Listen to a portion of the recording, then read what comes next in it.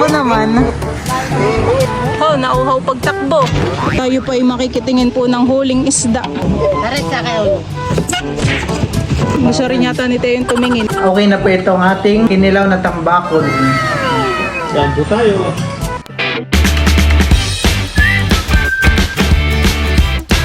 What's up mga kamilot? Welcome back sa aking channel. The Super Days Vlog po ay kami po ngayon ni Bal at saka po ni Teo ay gagala po sa tabing dagat. Titingnan na rin po namin kung may mga bangka po na lumaon. Tuwan-tuwa po si Teo.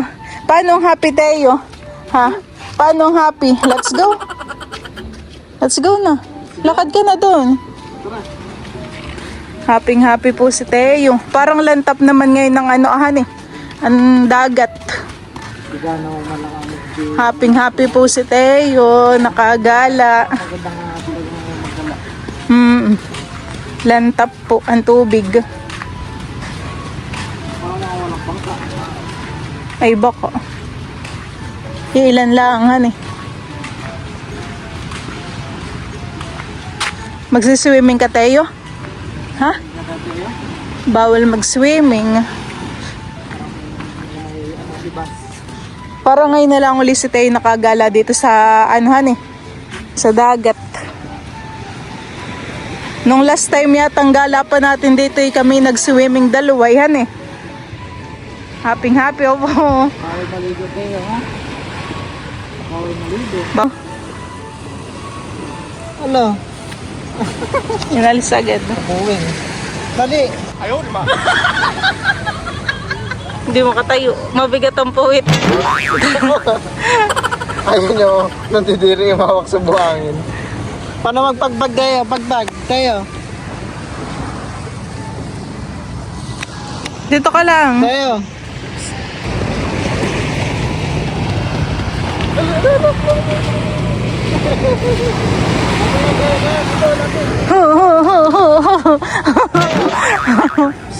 Pantamakbo naman. Layo ng takbo.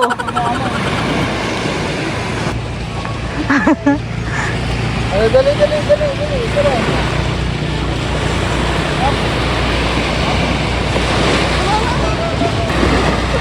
Ala, halika dito. Teo.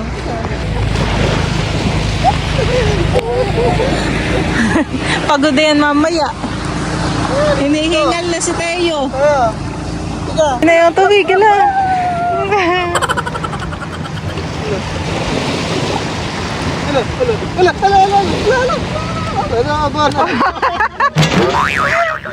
Gusto na ako bumantog. Hindi na tumakbot, pagod na. Lo. Takbo, run.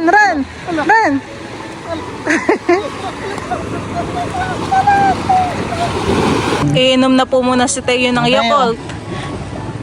Kaunti lang muna. Oh, nauhaw pagtakbo. Binuntasan ko lang yan ng maliit. Lakayan pa natin yung kante. Wala siyang masipsip.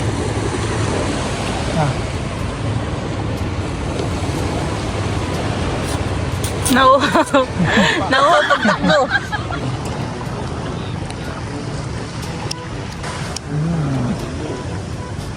Ano na naman ang buhok niya. Pero sa tingin ko ayaw niya. Dapat tayo magugupit sa kanya, ikilala niya na.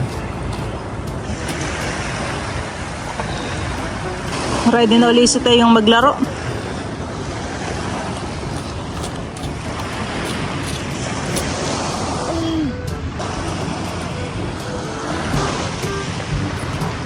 Masipsip. Kailangan ko magugupit. Pero ayun na.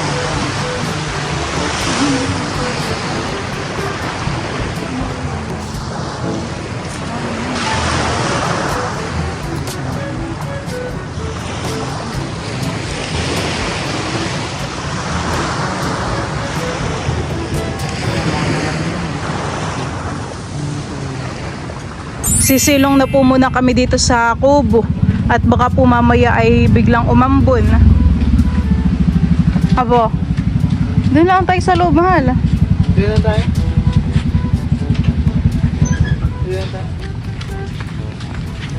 Diyan, sige, tara. Halika dito. Wala kayong bahay dito. Wala naman. Ayan ka. Dito. Pagpagkamay. Dito pa ay may mga nag-aabang na. Ano kayang huli na yan, han eh? Titignan po natin.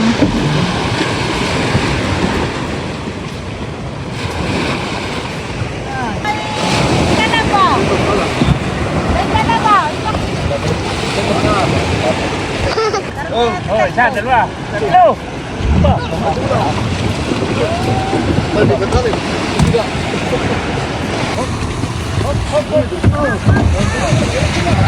Ay, nakaladkad na.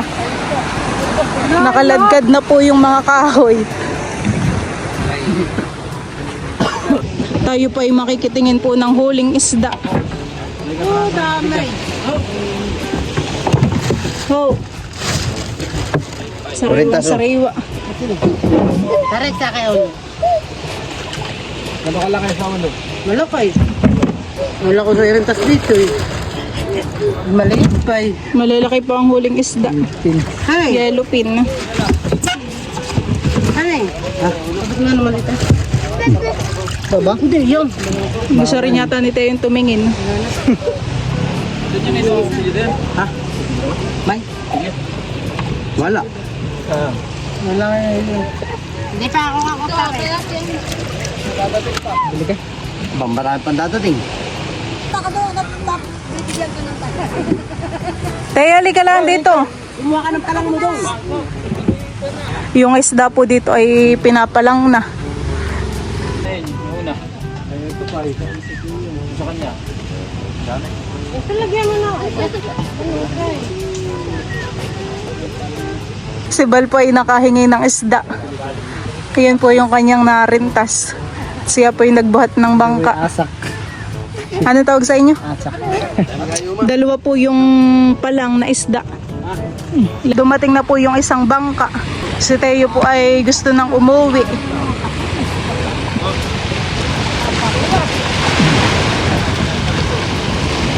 Pahinga na sa buhay.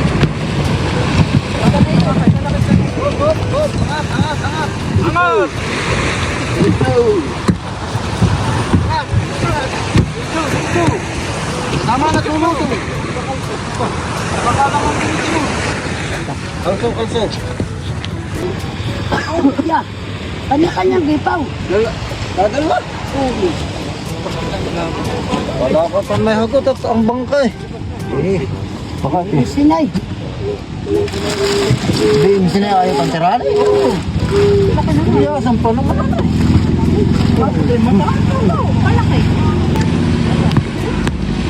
Ayan na po yung isang bangka. Duduong na din. May nagbaba ko lang. Ay, malayo. Pang ito nila. My God.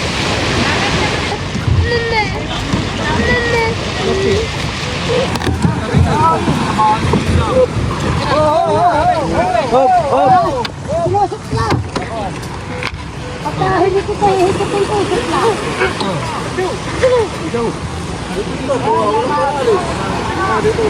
Madali. Tama na. Oh, laki ng isda. Ganda-ganda po ang huli na yun. Mas madaming yellow pa eh. O, sino mag-yelo? Apat tuhan eh. Sino mag-yelo? Christina naman. Ito na kanina huli na.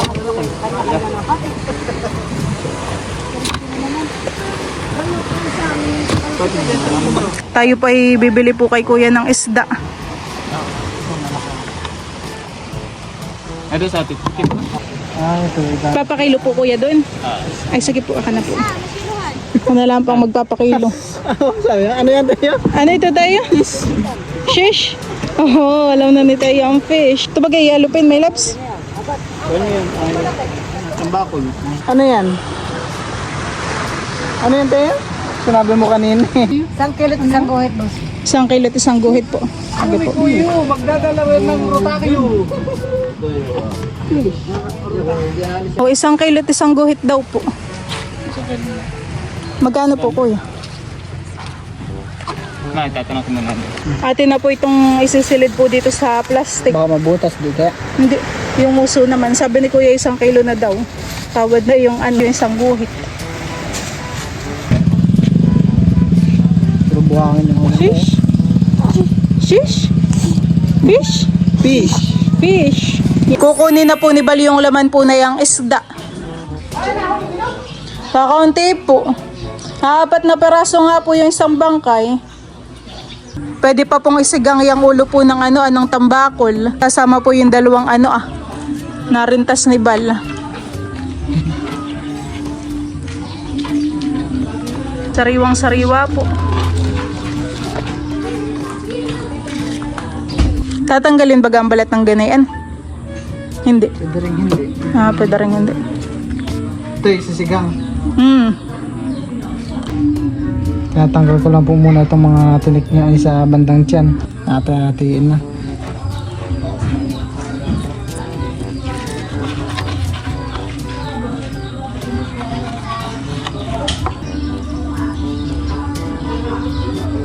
Ating hiwa-hiwain na. Tapos pagka nahiwa na ititimpla na ng suka, luya, paminta.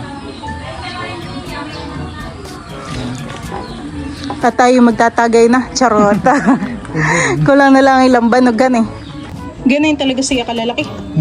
Hindi naman hatiin pa. Hahatiin pa. Kala ko'y ganun kalalaking.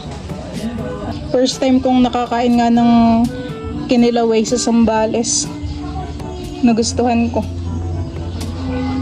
Ano kilawin? Yung kinilaw na ano, huli ng Tito Intoy. Yung kinikilaw din yung butter, Kaya masarap. nga.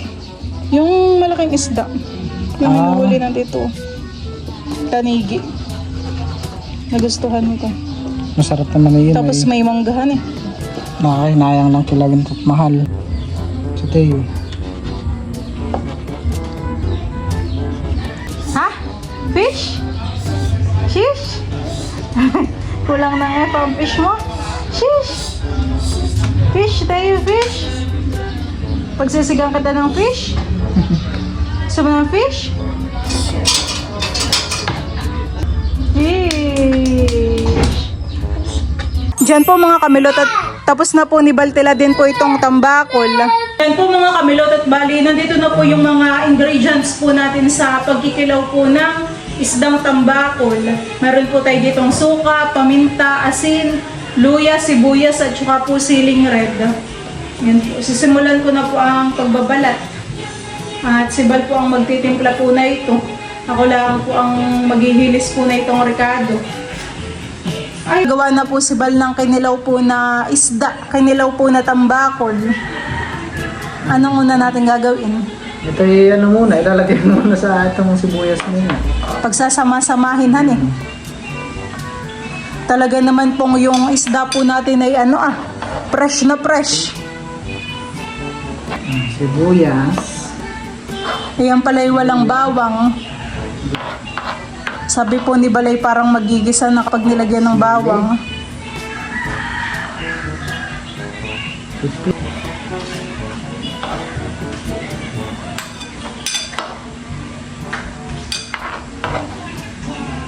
Ayan po at haluin na po muna natin. Saktong asin lang.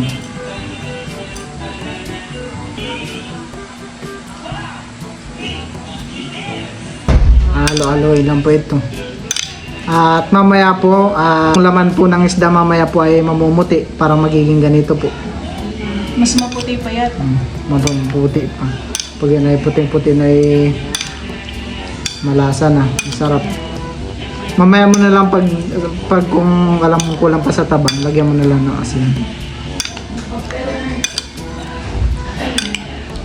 Ito po palang karne ng isda mamaya ay pag naluto sa sukay, parang ano siya, lilit lang ng kaunti, pero di siya lilit ng gaano. Parang maluluto. Parang nakahatak yung laman niya han eh. Nag-iiba na po ang kulay. Lagyan mo ng suka.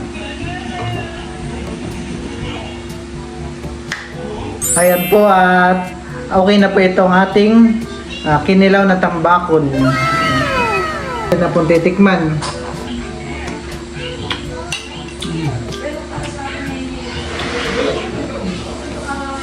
Sarap.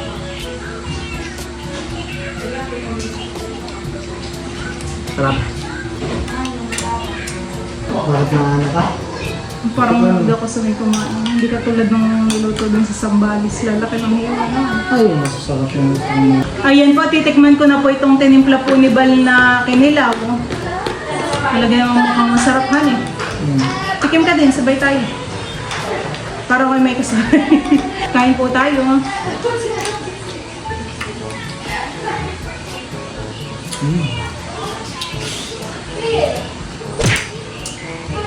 Masarap po. Mamaya kakainin po ito ni Papa at saka po ni Bal. Ulam ito.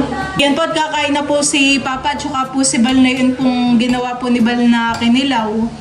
Ako po ay mamaya tumikim. Saan po tayo?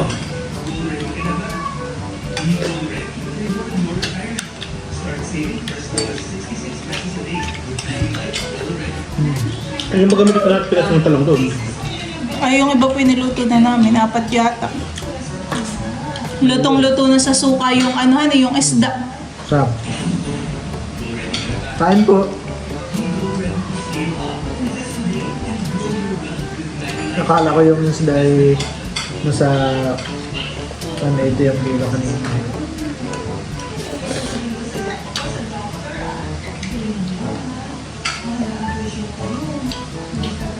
Bukas maaga pa. Namukot sa din. Wago. Bukas pala tayo punta nga sa dagat, honey. At kanina nung tayo nakaupo ay may lumundag na medyo malaking isda. Baka inaitalaki ito. Honey, lumumpat po kanina dun sa tubig.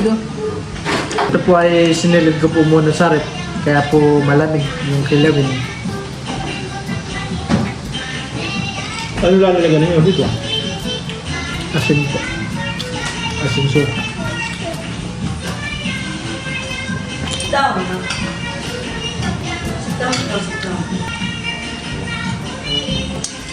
Titikim po ulit ako na itong kinilaw po na isda. Sarap at may pipino. Pang chili lang doon. Lalagyan ko po ng suka. Mas masarap talaga na ito yung may manggahan.